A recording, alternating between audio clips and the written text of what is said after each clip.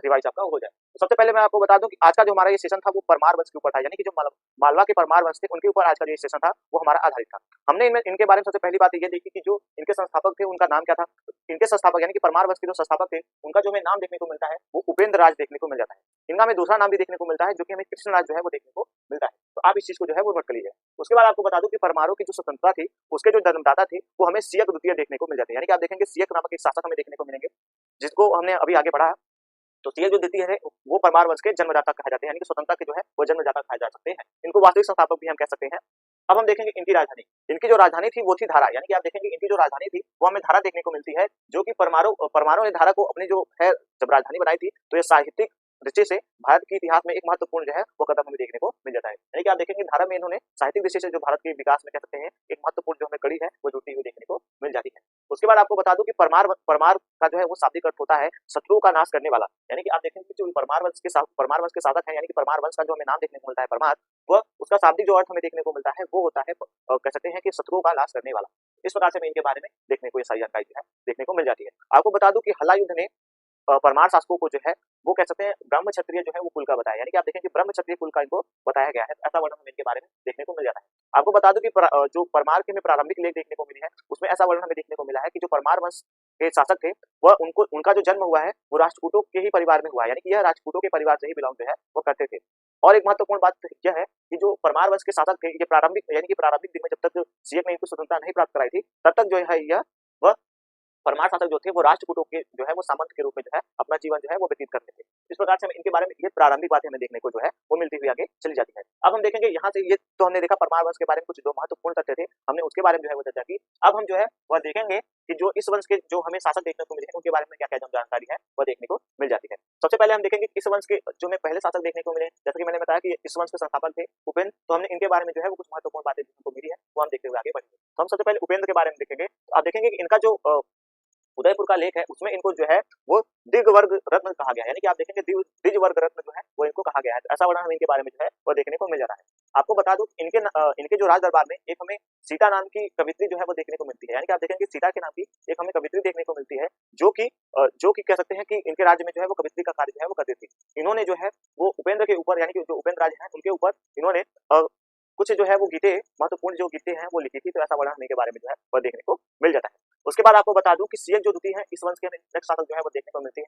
तो जो नेक्स्ट शासक है इनके बारे में बहुत सारी जो जानकारी है वो देखने को मिल जाती है। इन्होंने सबसे पहले आप देखेंगे कि राजपूत शासक जो रक्षित थे, राजपूत शासक रक्षित थे, इनसे नर्मदा नदी तट पर जो है इन्होंने युद्ध किया और उनसे युद्ध करने के बाद जो है वो अपनी स्वतंत्रता को जो है उनसे ले लिया, उनसे युद्ध में विजयी हुए और उनकी अपनी स्वतंत्रता को जो है उनसे लिया, यानी कि इनको सियक को जो है वो राजपूत वंश का जो है सॉरी कीजिएगा तो परमार वंश का जो है वो स्वतंत्रता का जो है वो जन्मदाता जो है वो कहा जाता है।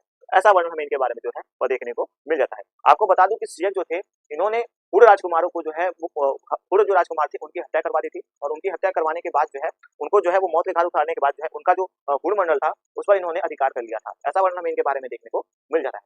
अब हम देखेंगे कि इनके जो उत्तराधिकारी थे वो कौन थे। आपको बता दूं कि इनके जो उत्तराधिकारी थे उनका नाम हमें मुंज देखने को मिल जाता है, यानी कि वांगपति जो मुंज है वो इस वंश के अब नेक्स्ट शासक हमें देखने को मिलेंगे। तो वांगपति जो मुंज है ये इनके दत्तक पुत्र थे, ये इनके वास्तविक पुत्र नहीं थे, ये इनके द्वितीय थे। उनके बारे में देखा था तो उनके फिर उत्तराधिकारी जो हुए थे वो हुए थे वांगपति मुंज। तो वांगपति मुंज के बारे में जो है वो हम देखते हुए चलेंगे।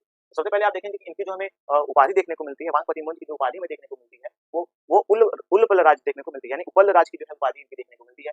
दूसरी उपाधि इनकी अश्वघोष की जो थी वो थी। आपको बता दूं कि इन्होंने निर्माण कार्य भी बहुत अच्छे करे थे अपने शासनकाल में। जो पहला निर्माण कार्य हमें देखने को मिलता है वो गुजरात में आप देखेंगे, गुजरात में एक हमें मूलपुर नामक नगर को जो है इनको बसाने का जो है वो श्रेय दिया जाता है। उसके बाद आप देखेंगे कि धारा में जो है वो एक इन्होंने जो है मूल सागर का जो है वो निर्माण करवाया था, यानी कि मूल सागर नामक तालाब का जो है इन्होंने निर्माण करवाया था, जो कि बहुत ही महत्वपूर्ण जो है इनके बारे में जो है वो हमें देखने को मिल जाती है। इनकी एक हमें रचना भी देखने को मिलती है जिसका हमें नाम देखने को मिलता है कि मुंज प्रतिदेश व्यवस्था, यानी कि आप देखेंगे मुंज प्रतिदेश व्यवस्था जो नामक एक ग्रंथ है वो इन्होंने एक भूगोल पे लिखी हुई इनकी जो है वो रचना कही जा सकती है, यानी कि आप देखेंगे भूगोल के ऊपर जो है उनकी लिखी गई यह रचना हमें देखने को मिल जाती है। आपको बता दूं कि मुंज ने जो है वो कचूरी वंश के शासक जो थे, यानी कि आप देखेंगे कचूरी वंश के शासक जो युवराज द्वितीय थे उनको जो है उन्होंने हराया था और उनकी राजधानी को जो है उन्होंने लूट लिया था। इन्होंने ऐसे अपने जीवन में तमाम जो युद्ध है वो लड़े थे, वो हमारे दृष्टिकोण से महत्वपूर्ण नहीं है तो उसको मैंने छोड़ दिया है।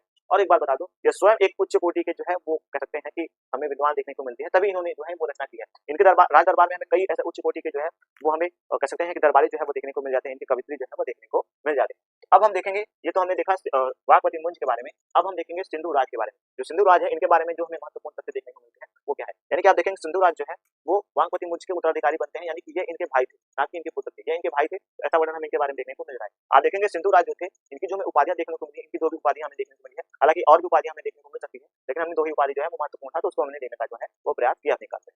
तो सबसे पहले देखेंगे कि जो इनकी पहली उपाधि में देखने को मिलती है वो कुमार नारायण की उपाधि देखने को मिलती है। यानी कि आप देखेंगे इनकी जो पहली हमें उपाधि देखने को मिलती है वो कुमार नारायण की उपाधि देखने को मिलती है, और जो दूसरी उपाधि है वो मालव राज की जो है उपाधि देखने को मिल जाती है। तो ऐसा वर्णन हमें इनके बारे में देखने को मिलता है। इसके बाद हम देखेंगे सिंधु राज जो थे वो मुंज के छोटे भाई थे, जैसा कि मैंने आपको बताया, मैंने यहाँ पे पहले से कोट कर रखा है, तो आप इसको नोट कर लीजिएगा कि यह जो थे वो मुंज के जो है वो छोटे भाई थे, उनके बाद जो है इनके उत्तराधिकारी जो है वो बनते हैं।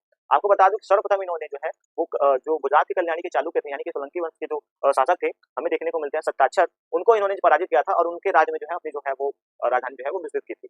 उसके बाद आप देखेंगे इसके पश्चात इन्होंने कोकण का जो है वो विजय किया था, जहाँ पे शिलाधर वंश के जो है वो शासक जो है वो शासन कर रहे थे। ऐसा वर्णन हमें इनके बारे में देखने को मिल जाता है। उसके बाद आप देखेंगे इनकी जो कल्याणी के चालुक्य थे, जो कल्याणी के चालुक्य है वो चामुंड राज, यानी कि आप देखेंगे इनकी जो पहली विजय थे वो तो हमने देख लिया था, उसमें ये विजयी होते हैं, लेकिन जब फिर से कल्याणी के चालुक्य उसे जो है वो उलझते हैं, उससे युद्ध करते हैं, तो उसमें जो है वो ये पराजित हो जाते हैं। उस समय कल्याणी के जो चालुक्य थे उनके जो शासक उस समय उस वंश पे जो शासक कर रहे थे, उनका जो हमें नाम देखने को मिलता है वो चामुंड राज देखने को मिलता है, तो ये इनके हाथों से जो है वो पराजित हो जाते हैं।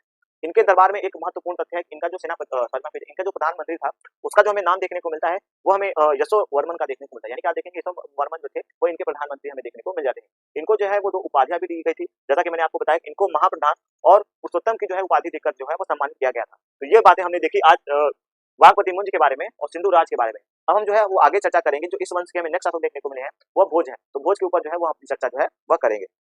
तो आप इसका एक बार स्क्रीनशॉट लें, तो मैं जो है अपनी क्लास है उसको आगे बढ़ते हैं, भोज उनके बारे में जो है वो बात कर लेंगे। तो आप देखेंगे कि हम जो है वो भोज के बारे में जो है बात कर रहे हैं। इनका जो टाइम पीरियड है वो 1010 से लेकर 1050 ईस्वी तक का जो है वो हमें टाइम पीरियड देखने को मिल जाता है।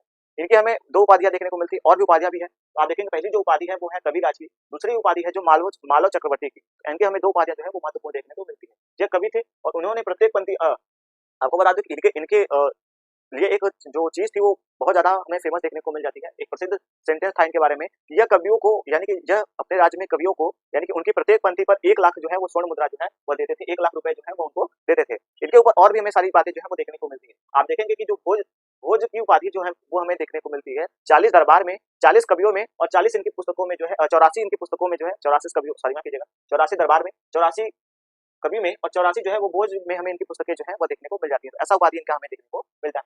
इनकी जो मृत्यु है उसके बाद आप देखेंगे कि अध्यधारा, इनके जो विद्वानों ने है जो वो कहा है अध्यधारा, यानी कि आप देखेंगे कि जो धरा है वो इनके बिना जो है वो विहीन, यानी कि भोज विहीन हो गई थी धरा।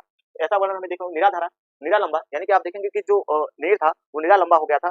और इसके बाद आप देखेंगे सरस्वती जो थी वो आराध हो गई थी, यानी कि विद्वान जो थे और विद्या जो थी वो दोनों जो थी वो कह सकते हैं निराश हो गई थी, निराक्षर हो गई थी। ऐसा वर्णन हमें इनके बारे में देखने को मिल जाता है इनकी मृत्यु के बाद। आपको बता दूं कि जो भोज वंश का जो हमें परमार वंश है, आप देखेंगे कि भोज के शासन काल में जो परमार वंश है वो हमें साहित्यिक और राजनीतिक दृष्टि से जो है वो चरमोत्कृष्ट का जो है वो काल देखने को मिल जाता है। इस प्रकार से हमने आज जो था वो परमार वंश के बारे में सारी बातें कर ली। तो आज ये आपको क्लास कैसी लगी कमेंट सेक्शन में जरूर बताइएगा, और अगर आपके कोई भी क्वेश्चन हो इस क्लास से रिलेटेड तो आप जरूर कमेंट सेक्शन में पूछेगा, मैं उसका जो है वो आंसर आपको देने का जो है वो प्रयास करूंगा। आज क्लास को हम यहीं तक रखते हैं, चलते हैं, जय हिंद।